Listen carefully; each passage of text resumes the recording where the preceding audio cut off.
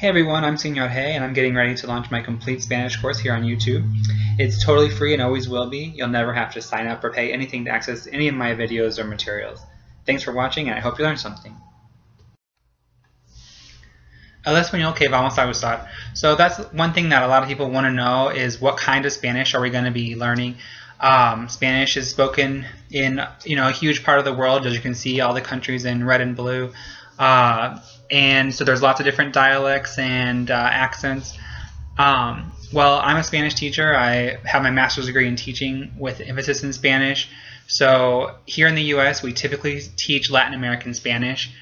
I've lived for a total of 3 years in both Mexico City and Madrid. So those are the two different varieties that we're going to be focusing on in this course, the Mexican Spanish and Castilian or European Spanish. But I want you to know that you can take what you learn here and use it in any part of the Spanish-speaking world. So if you have any questions, just comment and I'll respond. And don't forget to subscribe so you don't miss any of my lessons. Now before I start, I want to tell you a little bit about this course. It's a one-year course with 2 or 3 lessons every week. And each lesson will involve a video, and most of them will have some supporting worksheets that I'll link to at the end of the video. Okay, now it starts from being a day 1 beginner, so it's fine if you don't even know how to say hello. Don't worry, we're going to cover that. And if you do, then that's great. These first videos will be a great review for you, and you might learn a few things that you didn't know already. And we'll be getting into more advanced territory pretty soon. So by the end of 1 year, you'll be a high intermediate speaker of Spanish. So you'll be able to watch videos in Spanish, have conversations on a variety of topics, and confidently navigate Spanish-speaking countries as a tourist. So I know it's not the flashiest course out there. I'm not a graphic designer or anything like that. I'm a Spanish teacher, and it's a serious course for people who really want to learn Spanish. So in my lessons, I'm going to be starting out with using a lot of English, but I'll gradually shift into using more and more Spanish. So if you hear something that you don't understand, don't worry about it, okay? Just move on, and eventually you will understand those things. Okay, let's get started. Lesson 1 is coming soon, but I want to do a little pre-lesson today to get one basic topic covered before we start, and that is el alfabeto español. The Spanish alphabet is fairly easy for English speakers because it's very similar to ours. It has 27 letters, which is just the English alphabet plus 1 extra letter, and it's that N with a little squiggly line over it like in the word piñata. So in the past, the Spanish alphabet has had anywhere from 27 to 30 letters, and you might still hear that in some sources. And that's because CH, LL, and RR were at one time considered their own letters, but they're not anymore. But don't be surprised if your Spanish dictionary has words beginning with CH and LL in their own sections.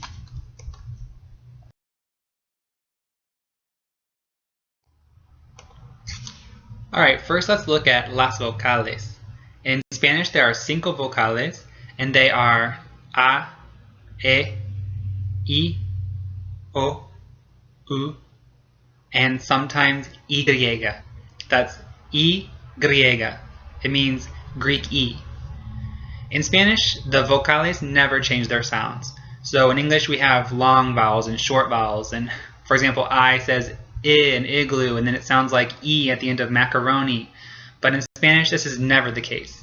Each vocale has only one sound, and this sound never changes. Okay, and those sounds are A, E, I, O, U, and Y says E as well when it's a vocale.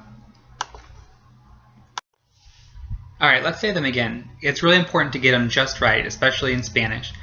So repeat after me, okay? A, E, I, O, U, and Y says E.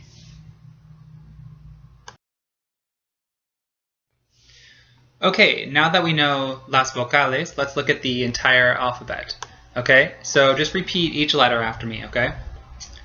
A, B, C, D, E, F, G, H, I, J, K,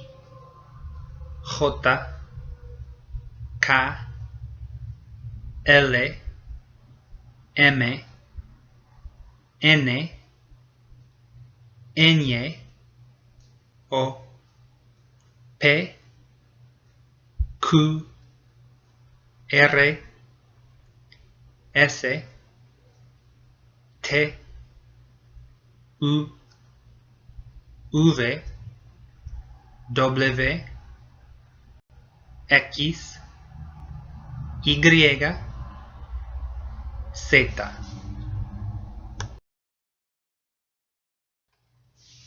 Okay, good. Now let's look at each letter individually. The good thing is that the majority of the letters make the same sounds in Spanish as they do in English. So there's only a few that you really need to focus on. Okay? So let's get started. La says A, like in avión. Y la B says B, just like in English. So B as in boca. Okay, la C is an interesting letter. So just like in English, it has two sounds, like how we have C as in cat and C as in city. Well, they have the same thing. So if C comes before an A, an O, or a U, or a consonant, then it makes a K sound, like calamar. And if it comes before an E or an I, then it makes a different sound. So in Latin America, that sound is S, like an S.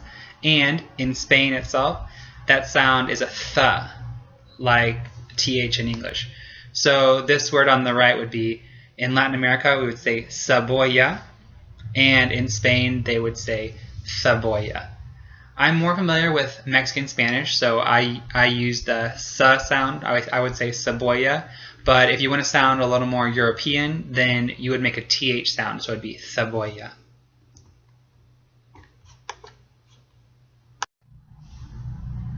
La D, it's basically the same as in English. It says duh. So it might be pronounced a little different in some areas, like a duh, the, like a soft TH sound as in the. But don't worry about that. For our purposes, we're just going to treat it just like a D. Duh. Dinero. La E, we already talked about that. It says E, as in elefante. La F es igual que en inglés. La F dice fa, como la familia. La G, that is like the letter C. It has two different sounds. So if it comes before an A, an O, or a U, or a consonant, then it says G, as in gorila. And if it comes before an E or an I, then it says J, like gimnasio. And if you have some trouble with that, you can use just the same sound as the English letter H, J, gimnasio, gente. That is a little more common in Latin America. And in Spain, they really have a real strong J sound, like a vibration in the back of your throat. So gimnasio, gente. So if you want to sound more European, you need to work on that J.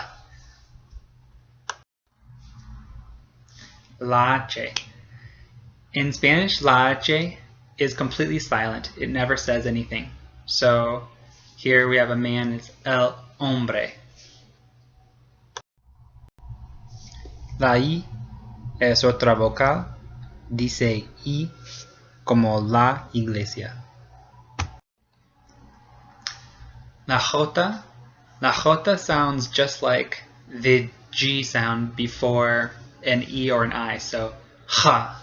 And just like that same sound, if you want to sound more European, you make it a little stronger. Make it ha, J, el jabón.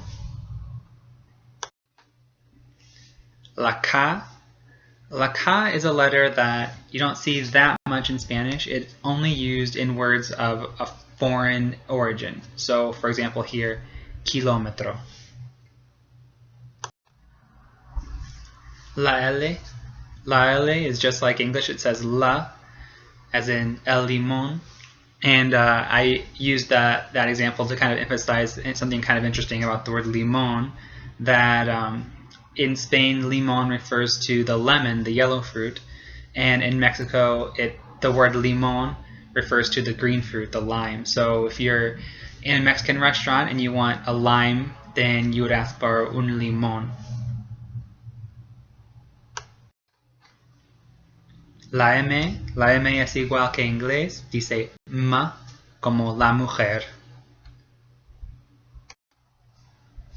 La N también es igual, dice n como la nariz, nose. La ñ is the letter that we don't have in English, and I'm sure you've seen it before. It's the N with that squiggly line, which is called a tilde above it. There's not a lot of words that begin with the ñ, but there are some. But I use the example here of piñata, because that's probably where you've seen the ñ before, and it says ña, like the sound in onion, ña. La O es una vocal, dice O como océano. La P is just another letter that's equal to the same as English, and it says P. Like here we have un pulpo, P. La Q says K, like a K sound. So, and it's just like in English, it's always followed by a U. So here we have el queso, the cheese.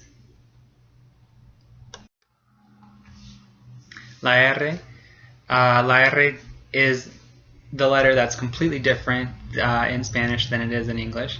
It doesn't say ra at all. It says ra.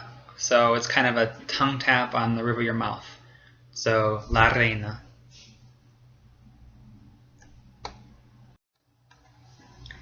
La S es exactamente igual que en inglés.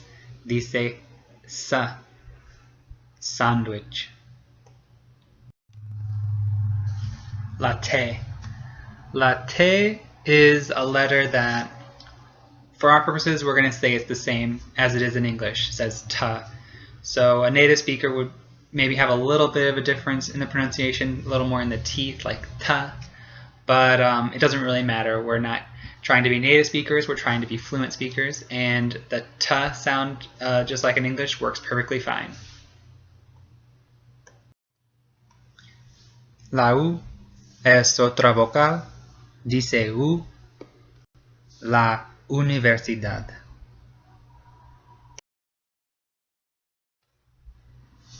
Okay, la V. La V is probably the most complicated letter in Spanish because in many parts, especially in Spain itself, the V and the B have become the same sound. So in Spain, it sounds exactly like a B, el violín, or vaca, V-A-C-A, is vaca. It sounds exactly like a B in Spain. So that's why they kind of changed the name from V to Uve, so that you can hear that difference. In Latin America, it still has a little bit of its V quality, but not as much as it does in English. So words that start with V would be like 20, vaca. So it sounds almost like a B. Here we have el violín, where it sounds a little more like a V. So it's a difficult letter. You have to kind of decide how you want to pronounce it. If you want to sound more European, then just make it sound exactly like a B. Okay, and in Latin America, you get a little bit more of a V-B mix in there. So, you know, don't worry too much about it. If you want to make them all sound like B's, that's fine. If you want to just make it sound just like a V, that's fine too. It's just kind of your choice, whatever you're comfortable with. But just be aware that a lot of times it's hard, or in Spain, impossible to tell the difference between the sound of the B sound and the sound of the V. So that's why they call it la V. La W, or la W, I've actually heard it called that before also. It's really not used very much in Spanish. It's only used in words of foreign origin. It says w, just kind of like English, and so here's el webcam. La X. Now in Spanish, la X is a pretty versatile letter. A lot of times it sounds like a x, just like in English, like excelente. So I would say that's probably most of the time, but you've probably heard you know that in Mexico it's pronounced Mexico, so you get that h sound. And you know, in a lot of place names and words of indigenous origin, that the X takes on a sound like a sh or a s. So it can be a lot of sounds, but usually it's going to be x or h.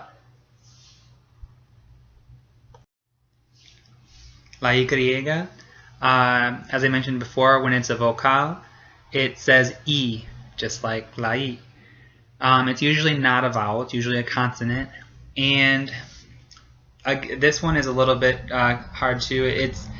You can use it just like a English Y. So we can say yo-yo, but it's usually got a little bit of a stronger sound than that, especially in Spain.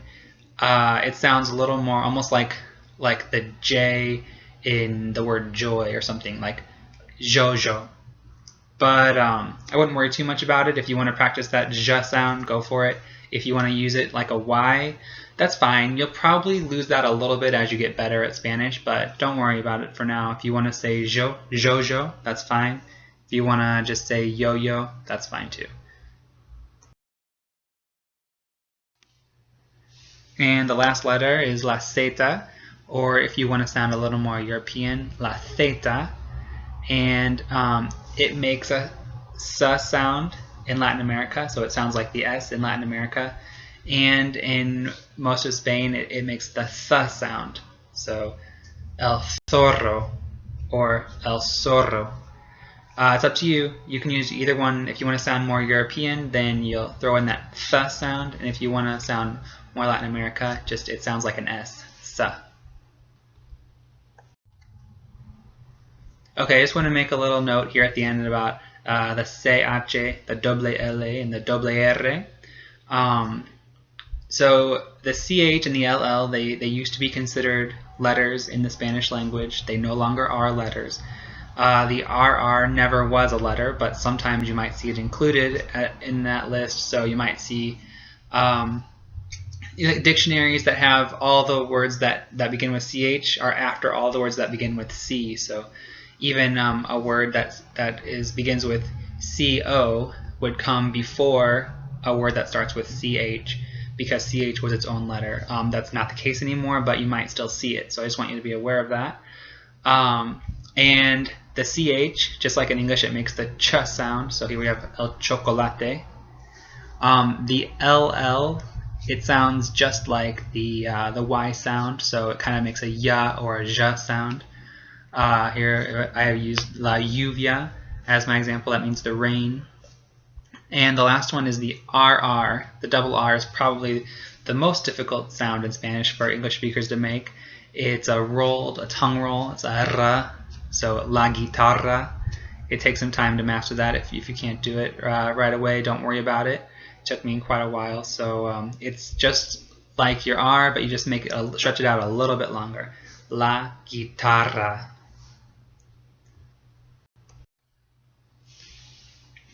Okay, some additional materials. Most of my lessons are going to come with additional materials. It's optional to do them, but I highly recommend it. So you're just going to click the link here, or there's the link in the description, and you'll get a worksheet today. So print it out and complete it. I'd recommend, if you're going to stay for the whole course, that you get yourself a 3-ring binder and a 3-hole punch so you can keep all your course materials together. That would help a lot. The materials, I made them all. They are really helpful, and they'll really help you get your Spanish down good, so I highly recommend doing them. Alright, well, that's it, everybody. Thanks for listening. I hope you learned something about the Spanish alphabet.